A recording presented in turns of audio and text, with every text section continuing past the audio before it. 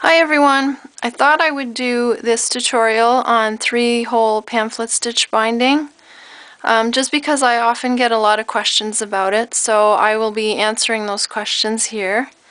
It's one of my favorites. I do like the easy twine and I do like the Midori style elastic binding, but this is the one I use the most, especially when I'm putting together altered books and things like that.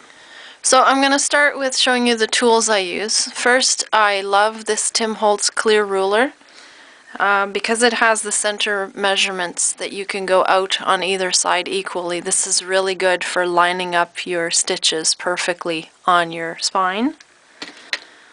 I got this inexpensive little awl on eBay, I think, and so I use this. And I also use these clips to hold my signature papers together for when I'm piercing the holes. So let's get started. I've just got this little book cover that I made a while back, and it's a really thick chipboard, so hopefully I don't have too many problems punching my holes in there. And I covered the inside here with with a blank piece just so that you could see it better on camera, because it was a patterned paper all the way through. So some of the questions I see out there are how many signatures should you be putting in a journal and how many pages should go in each signature.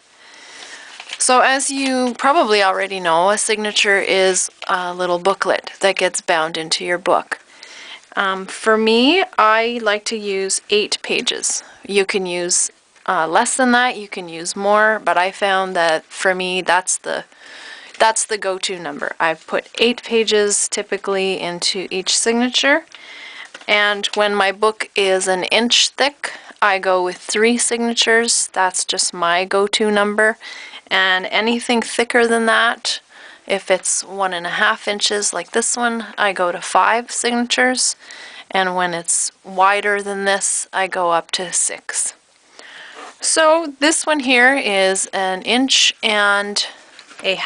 I believe.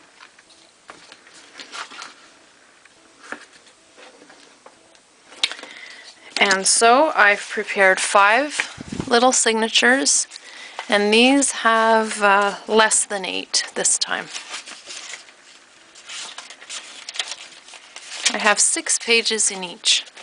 When I have a fairly short book like this, I use 3 holes.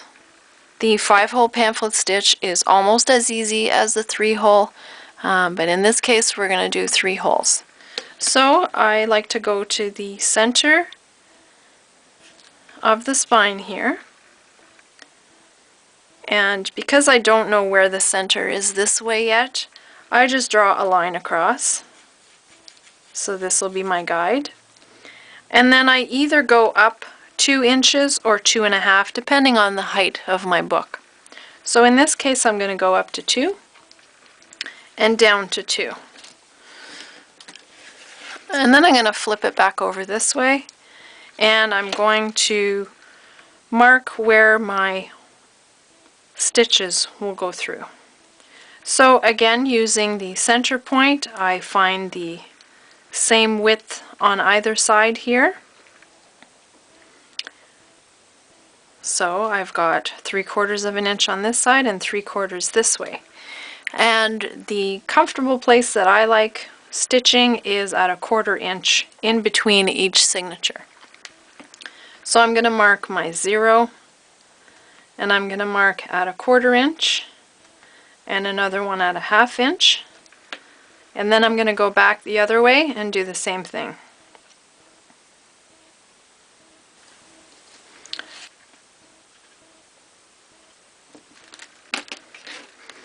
Okay, so all my holes are marked, and now I can go in with my awl and I can pierce through. Now the Tim Holtz ruler does have the little holes that you can use, but I don't really see well through the plastic, so I don't use it. I just go in freehand, and since I've marked them fairly exactly, then I'm usually certain that my binding will be even on the outside of the book. So when I'm piercing through a spine, I like to put a thick book underneath. And then I go in and I simply pierce all my holes.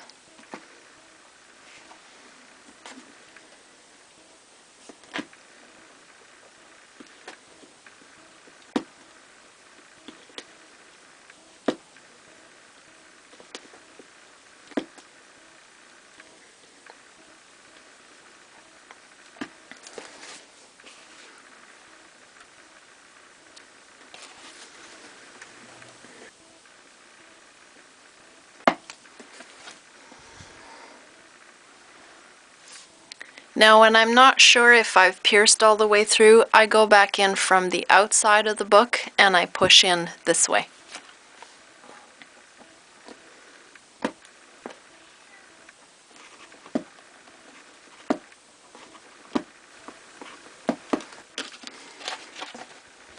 Okay, so now we can set this aside and move to piercing our signatures. And when I'm doing this for just 3 of them, sometimes I just go in with my ruler and my pencil and I mark each signature one at a time. But when I have 5 or more, I make myself a quick little template and then I just use the template. And I've measured it and cut it to the same height as my signatures so that I'm sure of where to line up my holes. So I've folded it and I'm going to mark and pierce right on the fold line here. So again, I'm going to the center and I'm marking at 0 and I'm going up 2 inches and down 2. So now I've got my holes ready and I can start piercing.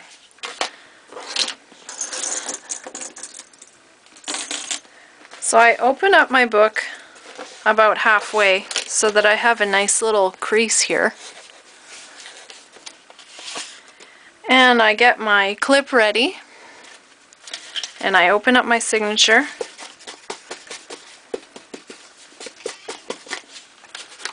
And I hold it down into the crease and I also put my template in there.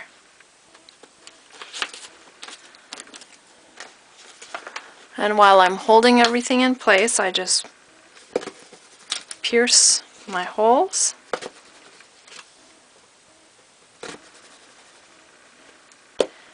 And then I grab my clip and I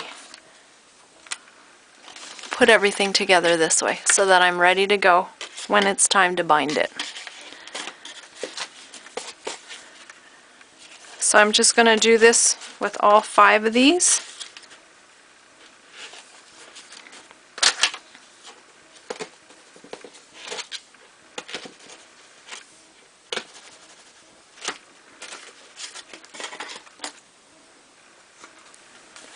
Alright, now to bind your book, you're going to need some kind of larger needle and some string.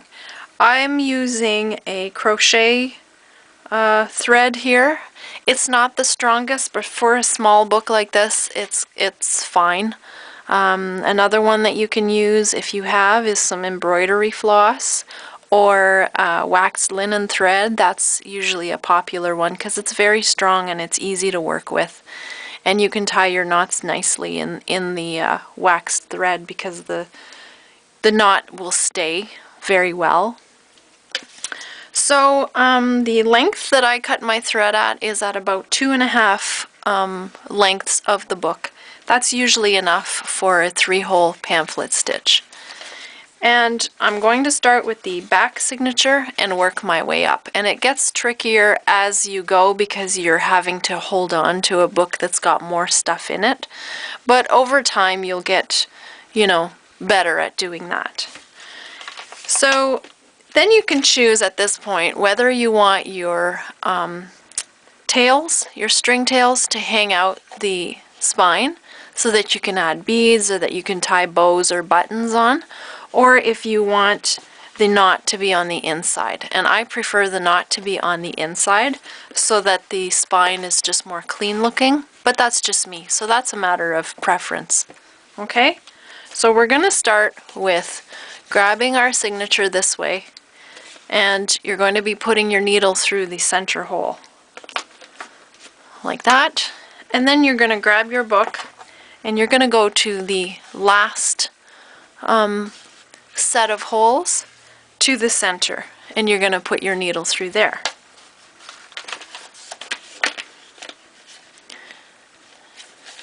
And then you're going to flip your book, and then just go to the top hole here, push through again, find your top hole on your signature, and this again, it gets tricky, but you just got to work your way through. And it helps to have it held together that way so that your holes are more surely to be lined up already.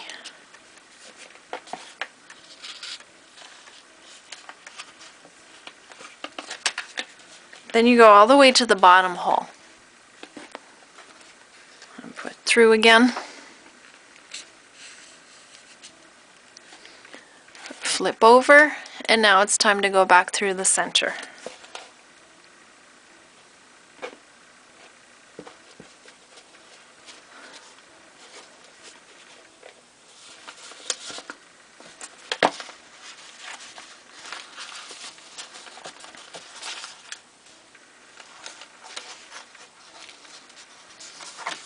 Now, if you're not finding your hole right away, don't push through.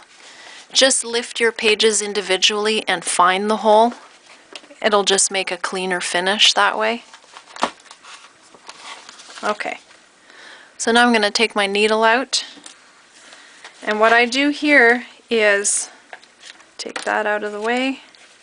I make sure that one of my tails is on the one side of this long thread and one of them is on the other side. And then I carefully pull until everything is taut. You have to try not to yank too hard here, because depending on the thickness of your pages and the thickness of your spine, you might start tearing everything. Okay, so once you feel that everything is tight, and you can double check here to see if your threads are tight, then you do a double knot.